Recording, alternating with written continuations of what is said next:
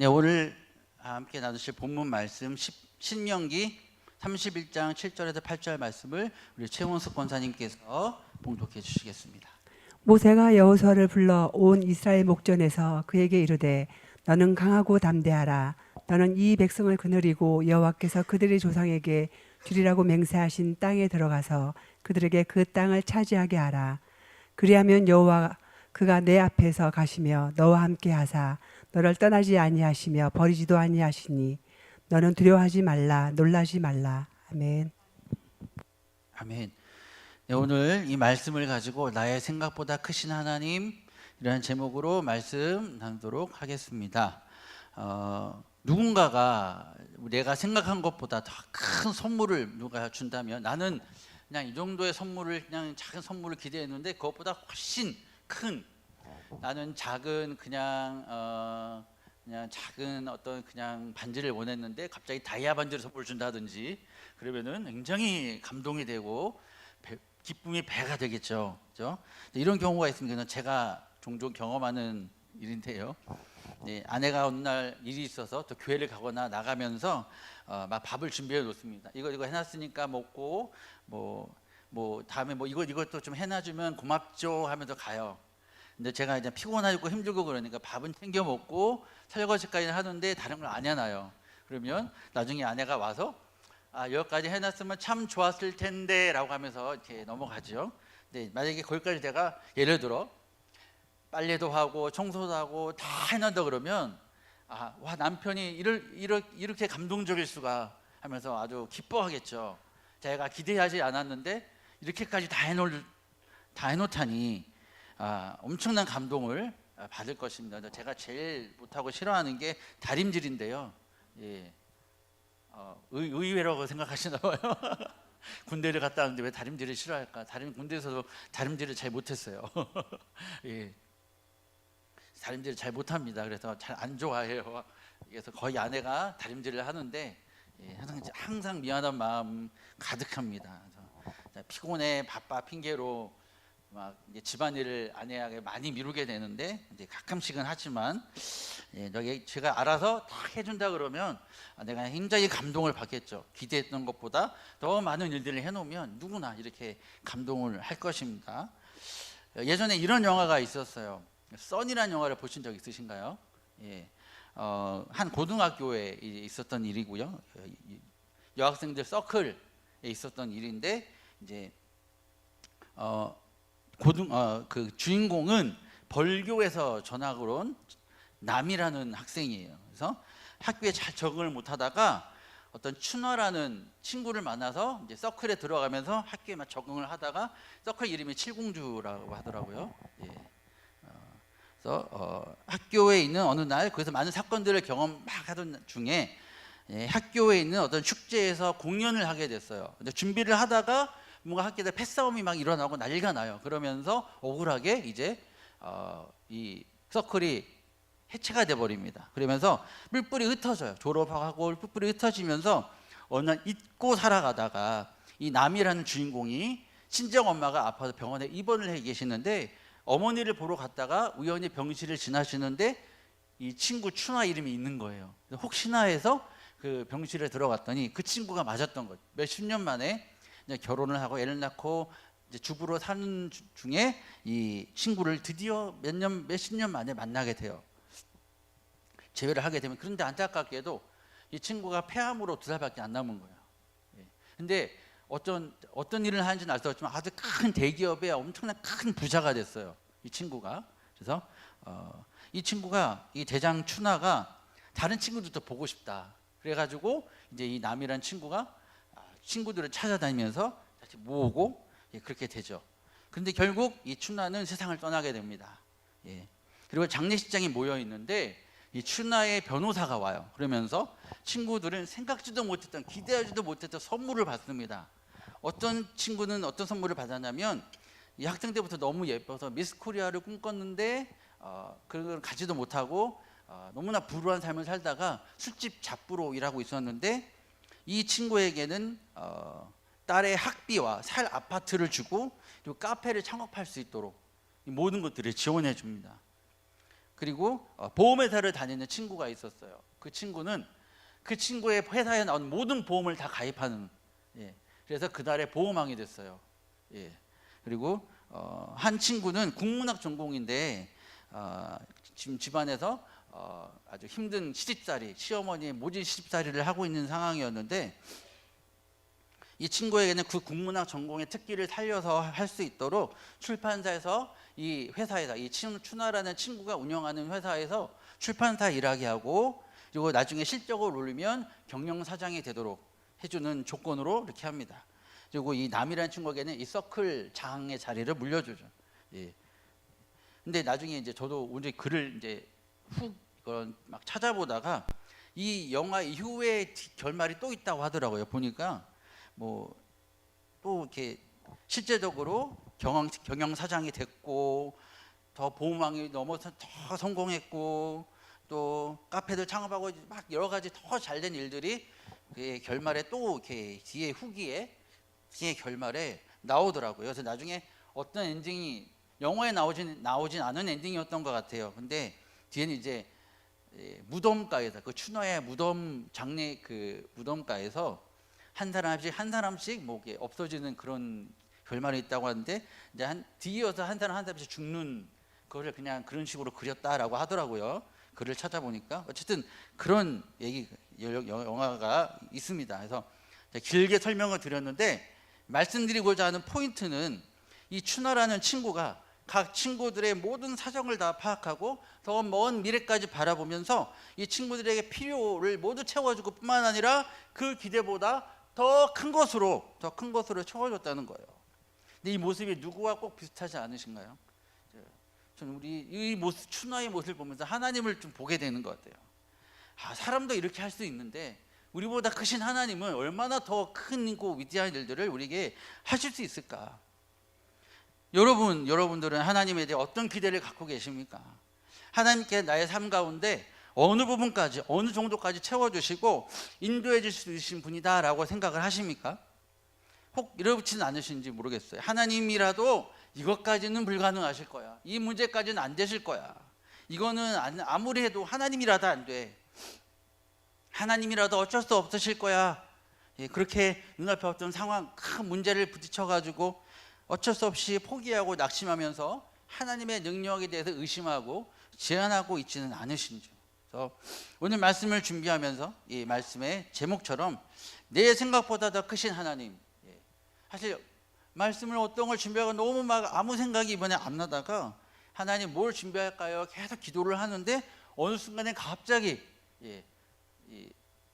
이 문장이 확 떠올랐어요. 그래서 이거구나라는 생각이 들어서, 근데 딱 이것이 떠오른 후부터는요, 설교를 이제 쓸 내용들이 갑자기 막 쫙 주시더라고요. 그래서 또 굉장히 감사했습니다. 어제 저녁까지 아무 생각이 안 나다가 뭘 해야 될지 너무 떠오르지 않아서 막 계속 기도만 하다가 한순간에 모든 내용이 다 정리가 되면서 오늘 설교를 준비할 수가 있었습니다. 그것도 하나님의 놀라운 일들이죠. 제가 기대한 것보다, 생각했던 것보다 더 많은 내용들을 주시고 설교를 준비할 수 있도록 또 매 순간순간 은혜를 주시는 것, 그것도 하나님의 놀라우신 은혜인 것 같습니다. 우리의 기대와 생각을 넘어서는 하나님의 기적인 것 같습니다. 우리가 살아가면서 그런 일들이 참 많지만 우리 너무 무심코 넘어가는 일이 많은 것 같아요.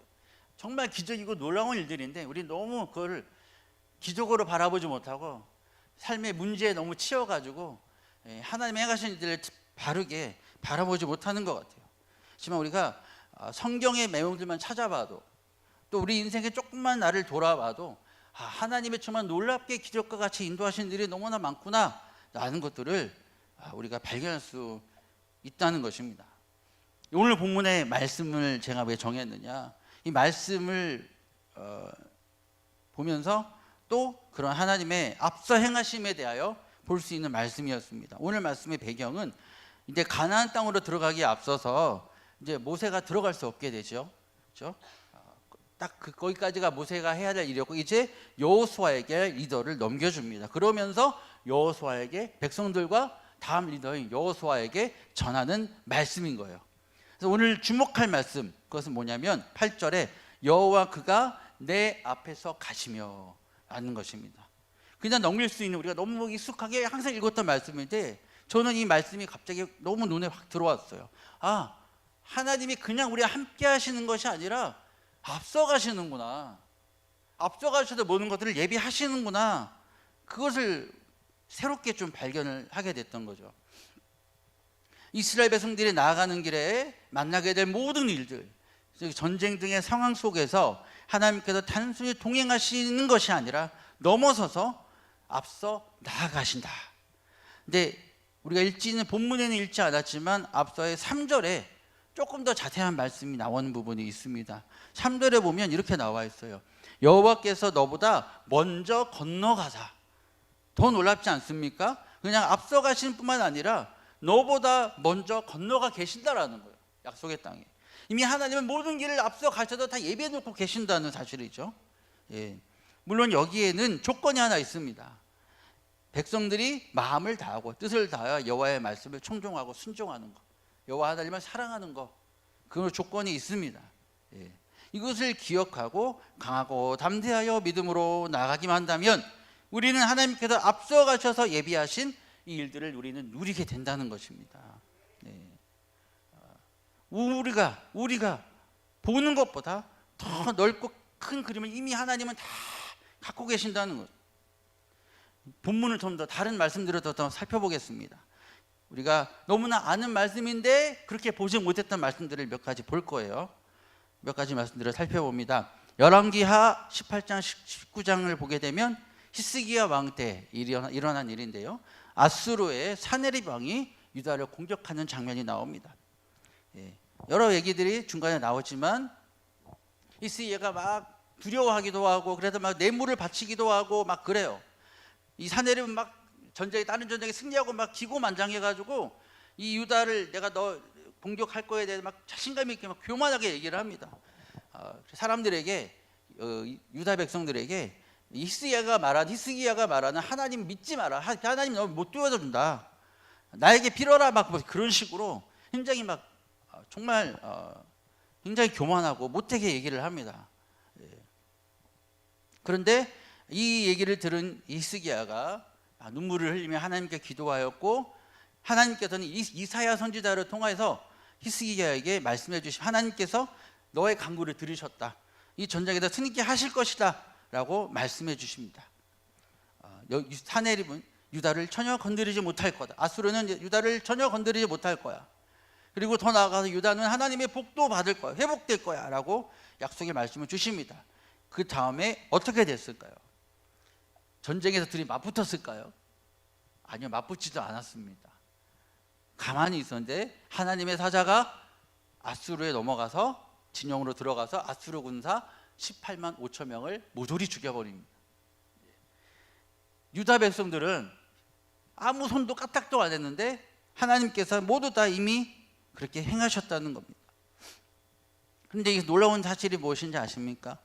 25절의 말씀을 보게 되면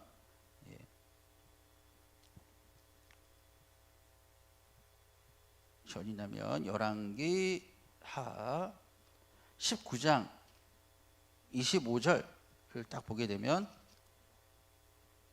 이렇게 나와 있습니다. 내가 듣지 못하였느냐? 일은 내가 태초부터 행하였고 옛날부터 정한 바라. 이 아수르를 무너뜨리고 멸망하게 만드는 것, 이것은 지금 하나님께서 갑자기 행하신 일이 아니라 이미 태초에부터 예정됐고 내가 정했던 일이다. 이날부터 내가 정한 바다. 하나님은 이미 이 아수르의 교만과 제약을 알고 계셨고 그들에 대한 심판까지도 모두 다 앞서 계획하고 계셨다는 것입니다. 뿐만 아니라 유다를 다시 회복하실 것이고 많은 열매와 축복을 주시는 것까지 모두 예비하셨고 그것을 더 나아가서 열심으로 이루리라. 오늘 말씀에 나오는데 제가 지금 갑자기 그걸 못 찾겠네요. 하여튼 열심으로 내가 그를 이루리라 하는 말씀이 이 18장 19장 사이에 어딘가에 나오고 있습니다. 제가 찾으면 말씀을 드리겠습니다. 하여튼 내가 열심으로 이 일을 이루리라. 하나님은 분명히 이루신다는 거죠. 내가 열심으로 모든 걸 다해서 내 약속을 분명히 이룬다.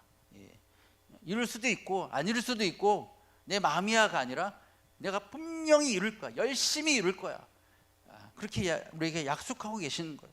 저와 여러분을 향한 우리 인생의 모든 것들을 그냥 하나님 보고 계시고 관망하시는 것 같으면 그렇지 아니라 지금도 열심으로 우리를 향한 계획을 이루고 계십니다. 그 믿음으로 나가시기를 소망합니다. 우리가 아브라함이 이삭을 낳은 것도 그런 관점에서 볼 수 있지 않겠습니까? 그나마 조금의 가능성이 있을 때 아이를 낳으면 좋잖아요, 그죠? 그런데 하나님은 완전히 데드라인이라고 하는 표현을 그랬지만 데드라인을 넘어섰어요. 인간적인 모든 가능성을 다 끊어버리셨습니다. 인간적으로는 아무런 소망을 볼 수 없을 때까지 기다리게 하셨어요. 100세가 되어서 모든 것을 다 내놓게 하심으로 상식적으로 완전히 불가능한 상태에서 하나님의 일을 하셨어요. 물론 그 전부터 계속 일하셨죠. 그렇지만 그것을 보이신 것은 모든 가능성, 인간적인 가능성을 다 끊어버리고 난 후에 하나님의 방법으로 태를 여셔서 이삭을 낳게 하셨다는 사실입니다. 바로 그 아브라함의 순종하는 믿음을 통하여 이것도 하나님의 놀라운 앞서 행하시는 하나님의 계획, 하나님의 예비하심이 아니었다면 불가능한 일인 거죠. 이 하나님께서 모든 걸 그렇게 약속하시고 예비하신 것이 아니었다면 불가능한 일인 것입니다. 마가복음 4장 35절에서 41절을 보면 풍랑을 잠잠케 하신 예수님에 대한 이야기가 나옵니다. 예수님이 제자들과 함께 배를 건너시는데 광풍이 일어나죠. 예수님은 주무시고 계셨습니다. 제자들과 사람들의 소원은 무엇일까? 아마 말씀에 표현되어 있지는 않지만 그냥 단지 목숨만이라도 건지면 좋겠다. 배는 부서져도 목숨만이라도 건지면 좋겠다라는 것이 아니었을까요? 최소한 인간적으로 상상할 수 있는 그런 소원이었겠죠. 그런데 어떻게 하셨습니까? 예수님께서는 자다가 일어나셔가지고 풍랑을 꾸짖으십니다. 그리고 멈추게 하십니다. 완전히 상상과 상식을 뛰어넘는 방법, 사람들을 생각할 수 없는 방법, 하나님만이 할 수 있는 방법. 이것은 우리보다 모든 것을 앞서 우리의 생각보다 크신 하나님, 앞서 나가신 하나님, 모든 것들을 예비하신 하나님이 아니면 생각할 수 없는 방법인 거예요. 그나마 목숨만 건져도 다행이었을 텐데 아무도 다치지 않고 풍랑을 꾸짖으시고 잠잠케 하셨다는 것입니다. 이에 제자들과 사람들은 눈앞에서 그것을 보고도 믿을 수 없다는 반응을 보였죠. 그럴 수밖에 없죠. 상상을 뛰어넘는 그 일이었어요. 상식을 뛰어넘는 일이었기 때문에 그렇습니다. 사복음서에 모두 나오는 본문이 하나 있어요. 그것이 뭐냐면 오병이어의 기적입니다. 사람들의 숫자에 비해 가진 음식은 매우 턱없이 부족하죠. 떡 5개와 물고기 2마리.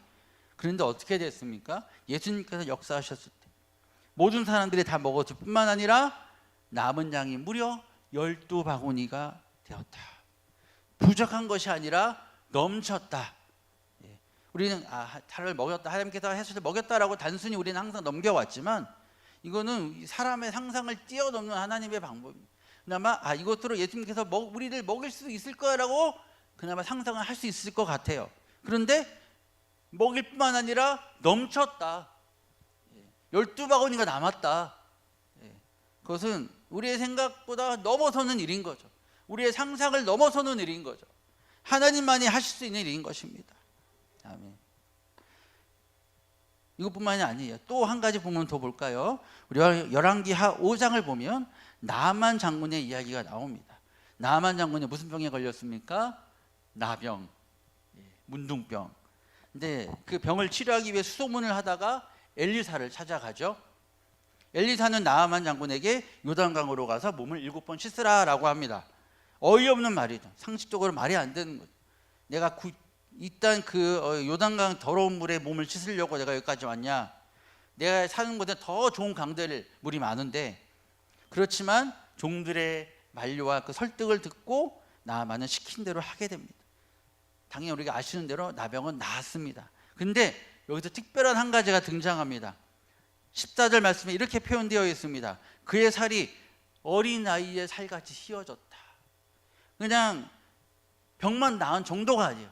이 어른의 피부니까 어떻겠습니까? 많이 늙고 또 전쟁이 장군이다 보니까 상처도 흉터도 많을 거고 피부가 되게 거칠 것 아니겠어요? 그죠? 근데 단지 그냥 병만 나으면 감사하다라는 그런 소원이었을 것입니다. 그런데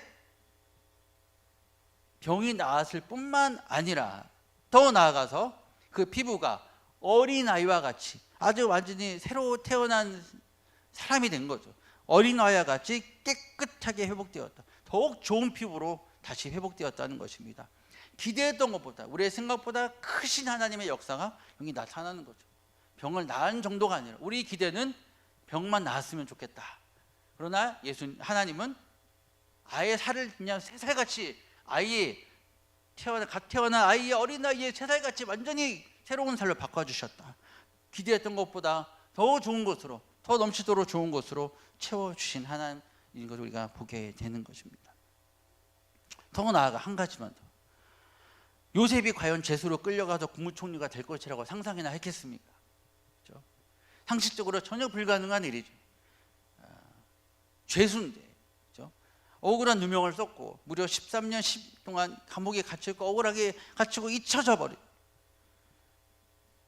그냥 놔뒀으면 그렇게 그냥 억울하게 죽어갔을 거예요. 그런데 하나님께서 그를 놀랍게 회복시켜 주셨고 왕과 동등한 권력, 포로인데 죄수인데 왕과 동등한 권력을 가진 국무총리가 되게 하셨다. 요셉은 이에 대해서 이렇게 얘기하죠. 자기를 통해 나라를 구원하시기 위해서 하나님께서 나를 앞서 보내신 것이다. 이렇게 고백하고 있습니다. 이것은 우리 생각보다 크신 하나님이 아니라면, 더 큰 계획을 가지고 우리보다 더 큰 그림을 가지고 이미 복을 계시고 예비하시는 앞서가신 하나님의 예비하심이 아니라면 도저히 불가능한 일인 거예요. 도저히 불가능한 일인 것입니다. 이렇게 성경에는 우리가 다 다룰 수 없지만 여러 많은 이야기, 이런 기적들, 이런 놀라운 이야기, 우리의 생각보다 크신 하나님을 발견할 수 있는 이야기들이 너무나 많습니다. 이것이 바로 하나님이 일하시는 방법이구나 라는 것을 우리는 새롭게 발견할 수 있는 거예요. 우리는 바로 앞에 있는 것밖에 보지 못하지만 아무리 앞서 나간다고 해도 한두 걸음이겠지만 하나님은 우리보다 이미 더 멀리까지 더 많은 것을 앞서서 우리의 범위보다 더 넓은 것을 보시면서 계획하시고 예비하시고 일하신다는 거죠. 우리가 해야 될 것은 뭡니까? 강하고 담대하여 믿음으로 손을 내딛는 것, 걸음을 내딛는 것입니다. 그렇죠? 제가 짧은 영상을 하나 보게 됐었는데 내용이 뭐냐면 한 사람이 사다리를 계속 타고 올라가요. 근데 지나온 사다리는 보이는데 위에 나아갈 사다리가 보이지 않아요. 그냥 무조건 손을 뻗어요. 근데 옆에 어떤 큰 손이 갑자기 나타나더니 이 사람의 손을 뻗고 올라갈 때 그 타이밍에 딱 마이크가 올라갔네요. 손을 딱 뻗을 때 그 타이밍에 정확하게 막대기가 딱 그 사다리 막대기가 딱 꽂혀요. 그래서 계속 탁 올라가는 거예요. 계속 정확한 타이밍에 이 막대기가 계속 딱딱 꽂힙니다. 그러면 그렇게 계속 올라가는 거예요. 이게 우리의 삶인 것 같아요. 우리 눈앞에 보이지 않아요. 그렇지만 믿음으로 내딛을 때 하나님은 하나님의 정확한 타이밍에 하나님의 길을 여신다는 거예요. 이것이 믿음이고 이것이 하나님께서 일을 이루시는 방법입니다. 또 한 가지 영상을 제가 본 것이 있어서 좀 말씀드립니다. 기독교 영상은 아니에요. 아동교육 전문가의 어머니들은 아시는 분도 있을지도 모르겠어요. 최민준 선생님이라는 분이 있어요. 혹시 들어보셨나요? 꽤 유명한 분이시던데 인터넷에 많이 등장하던데 유튜브에 최민준이라는 분이 있어요. 근데 이 강의의 일부분을 보게 됐는데 많은 부모님들이 아이들에게 이렇게 가르친다고 합니다. 누구야, 내 아들아, 딸아, 이기는 것이 그렇게 중요한 것 아니야. 왜 꼭 이기려고 해? 2등도 멋진 거야. 그렇게 가르치는데 이 말은 아이들에게 씨알도 안 먹힌다고 합니다. 왜냐? 아이들은 특별히 그 또래 아이들은 이 승부욕이 강해서 이기려고 그러지 2등은 죽어도 안 하려고 그런다는 그 심리가 있나 봐요. 제가 아직 아이를 안 키워봐서 잘 모르겠지만 아이들이 그런 심리가 있는 것 같아요. 그래서 2등 해도 돼라는 건 씨알도 안 먹힌다고 합니다. 그래서 아이들은 자기가 상어다라고 이렇게 하는 아이들이 있대요. 상어가 바다에서 제일 세다고 이 아이들을 생각을 해서 나는 상어가 될 거야 라고 하는 아이들이 있다고 해요. 그런데 선생님들이 아이들에게 이렇게 말을 합니다. 이게 최민현 선생님이 아이들에게 이게 막 상어가 되고 싶어하는 아들에게 이렇게 얘기를 해야 된다고 가르치는데 뭐냐면 너가 아주 세지고 강해지고 싶구나. 그런데 바다에서 진짜 센 건 상어가 아니라 고래야. 고래는 가만히 있지만 아무도 고래를 건드리지 못해. 상어도 건드리지 못해. 진짜 센 사람은 그렇게 잠잠하지만 여유가 있는 사람이다. 여기서 제가 포인트를 잡고 싶은 것은요, 여유. 근데 세상에서 아무리 많은 것을 다 우리가 다 누리고 가지고 있어도 우리가 여유를 가질 수 있을까요? 참된 여유를 가질 수 있을까요? 근데 세상의 것은 아무리 많이 가져도요, 여유를 가질 수 없는 것 같아요. 물질을 아무리 많이 받아도 가져도요, 자꾸 더 갈급, 더 필요해. 그죠? 제가 사역을 하면서 첫 시작할 때, 제가 2004년 첫 사역을 시작할 때 받았던 사례비가 60만 원이었어요. 60부터 시작을 했어요. 근데 그때는 그걸로도 충분했어요. 모자르지 않았어요. 근데 이제 연차가 가면서 사례비가 오르겠죠. 근데 많이 받는데 받을수록 남는 게 아니라 왜 자꾸 더 모자른 거예요. 충분하지 않은 거예요. 여기서 좀 더 있으면 좋겠는데, 좀 더 있으면 좋겠는데. 근데 더 이 사례비가 오르고 올라도 계속 그만큼 쓰는 거예요. 그만큼 나가고 계속 그만큼 모자른 거예요. 참 그게 신기했어요. 이게 사람의 물질이라는 게 이게 이런 거구나. 만족할 수 없구나. 있으면 있는 대로 자꾸 쓰고 싶게 되고 쓰게 되고, 이게 있다고 남는 게 아니구나. 정말 이게 물질에 대해서 많이 제가 교훈을 얻게 됐습니다. 그래서 최대한 아끼면서 이렇게 하려고 많이 이제 물질에 대해서 계속 노력을 하고 있는데요. 이제 세상의 것들은 만족이 안 되고 계속 채우고 계속 뭔가 불안하고 초조하게 없어질까 봐.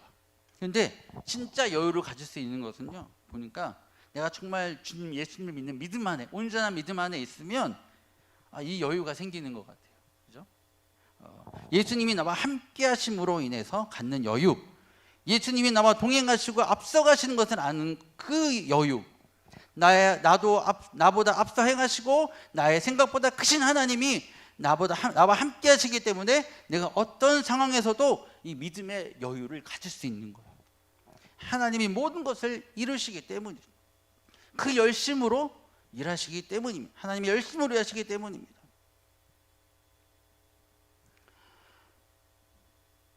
저를 포함해서 이곳에 계신 모든 분들의 인생에 정말 기적이 아닌 것들, 하나님이 앞서가셔서 역사하셔서 나보다 앞서가셔서 행하지 않은 일들이 있을까요? 돌아보면 정말 하나님이 아니고는 설명이 안 되는 우리의 인생인 것 같아요. 내가 예수님을 믿게 된 것, 또 이전에 할 수 있을 것이라 생각하지 못했던 많은 일들을 교회에서 우리가 하고 있고 섬기고 있고, 뭐 리더로, 구역장으로, 인도자로, 찬양팀으로, 찬양 인도자로, 찬양대 뭐 지휘로, 뭐 교사로, 각 리더로, 팀장으로, 과연 내가 이전에 예수를 믿지 않았다면 이렇게 하는 것이 가능이나 했을까요? 예. 예전에 제 모습에서는 불가능이었을 것이다. 저도 마찬가지인 거죠. 정말 사람들 앞에 설 수도 없었고 말도 더듬고 덜덜덜 떨고 목소리도 못 냈던 사람이 어떻게 이렇게 찬양도 하고 설교도 하고 신대원에 들어가고 목회자가 되고, 정말 이전과는 상상할 수 없었던 일이라는 거예요. 하나님이 아니면 이게 설명이 안 되는 거예요. 그리고 무엇보다 가장 결정적인 거, 저는 이제 나이가 좀 들면서 결혼에 대해서 좀 회의적이 됐었거든요. 나는 결혼을 못 하나 보다. 포기하고 살자. 하나님 혼자 살라고 하시나 보다. 그리고 40이 넘어가면서 사실 거의 포기하고 살다시피 했었어요. 그래서 그냥 소개팅을 해도 그냥 오늘 만나고 또 차이겠지. 그런 마음으로 이제 그냥 한번 만나면 끝나고, 뭐 그래서 그럼 그렇지 뭐 하면서 그렇게 했었는데, 하나님께서 정말 저에게 분에 넘치는 사람을 만나게 하셨고, 저의 부족함을 커버하고도 남을 만한 너무나 저에게 딱 맞는 사람을 보내주셨고 가정을 이루게 하셨습니다. 그게 제 인생의 가장 큰 기적인 것 같아요. 하나님 앞서 행하시고 예배하시지 않으셨다면 그렇게 설명할 수가 없어요. 오래전에 제가 20대 때 같은 교회에서 생활을 했던 신앙생활 하던 형이 있습니다. 신학생이었고요, 같은 학교 선배님이기도 했습니다.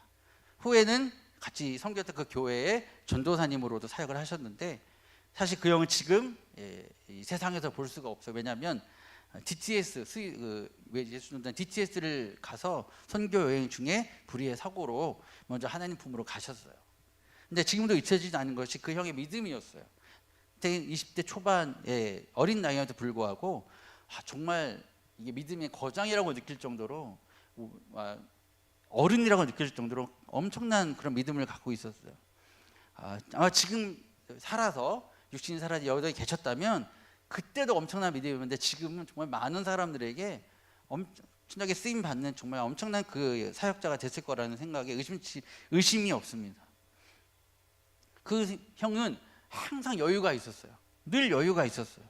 두려워하거나 염려함이 없었습니다. 근데 저는 너무 염려와 걱정이 많아서 늘 항상 걱정하고 염려하고 어떡하지 그러고 있는데 어느 날 형한테 형, 전 이것도 걱정되고 저것도 걱정되는데 앞으로 어떡하죠? 형은 걱정이 안 되나요? 앞으로 어떻게 해야 될지, 뭘 해야 될지, 어떻게 해야 될지 걱정이 안 돼요? 물어본 적이 있는데 형이 이렇게 저한테 얘기를 해줬어요.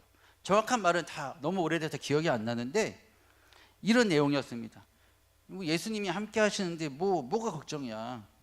예수님이 가라고 하면 가면 되는 거, 하라고 하면 하면 되는 거지. 나는 걱정 안 해. 그런 내용으로 저에게 얘기를 했는데 머리를 한 대 맞은 것 같았어요. 이것이 여유인 거죠. 예수님으로 인한 여유. 그 여유. 우리가 정말 예수님 안에 온전히 거한다면 그 여유가 우리에게도 동일하게 있을 줄로 믿습니다. 가질 수 있을 줄로 믿습니다. 이제 우리가 기억해야 할 중요한 마지막 한 가지를 말씀드리고 마무리하겠습니다. 요한복음 21장을 보면 예수님을 배반한 베드로에게 부활하신 예수님께서 다시 찾아가셔서 베드로를 3번 부르시고 다시 회복시켜 주시는 장면이 나옵니다. 이때 예수님께서 18절에 이렇게 말씀하시는데요. 뭐라고 말씀하시냐면 내가 진실로 진실로 내게 이르노니 내가 젊어서는 스스로 띠뛰고 원하는 곳으로 다녔거니와 늙어서는 내 팔을 벌리리니 남이 내게 띠띠우고 원하지 아니하는 곳으로 데려가리라. 무슨 말씀일까요? 이전에 네가 나를 온전히 잘 알기 전에 이전에는 네가 네 마음대로 네가 원하는 대로 네 뜻대로 살아왔고 행했지만 이제 내가 이 순간 너를 회복한 이후에는 내가 너를 다시 일으킨 이후에는 이제는 누군가 너를 띠띠우고 너는 그 나의 뜻대로 가게 될 거고 내가 원하는 대로 너를 데려갈 거다. 내가 너를 움직일 거다.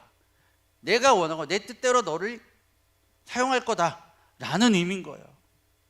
이것은 마치 예수님을 믿으면 예수님이 나를 뭔가 속박하는 것 같은 그런 느낌이 들 수 있지만 내가 원하는 것과 다른 길로 인도하실 수도 있다고 하기 때문에 실망스러울 수도 있지만 다시 생각해 보면 나보다 나를 더 잘 아시고 나의 생각보다 크신 하나님께서 모든 것을 아시고 예비하셔서 내가 좋아하는 것을 넘어서서 나에게 가장 좋은 것과 가장 좋은 것으로 저와 여러분의 인생을 이끄신다라는 약속인 거예요.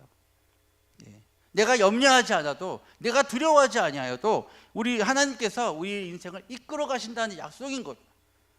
너무나 큰 은혜인 거예요. 우린 그대로 그분이 이끄시는 대로 순종하여 가면 되는 것입니다. 말씀 마치겠습니다.